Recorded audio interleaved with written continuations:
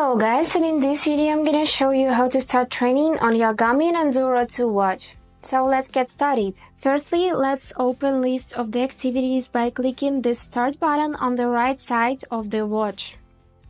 And now we're just gonna choose the activity, for example walk 1, and just press and hold this menu button to go in the settings. And now we need to choose this training option, and right here you can see several options. So we have three options: quick workout, workout library, and training calendar. So what does it mean? Quick workout is if you need to quickly start an interval or goal-oriented workout. Now, workout library, if you want to use a preset or saved workout.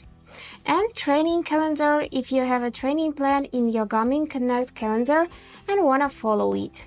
Just choose the workout that suits you, and only those workouts that are compatible with the selected activity will be in the list. If necessary, tap to workout to confirm your choice, and then click Start to start the timer. Great! And now during your workout, this screen will show you everything you need: workout steps, possible notes, goals, and current data.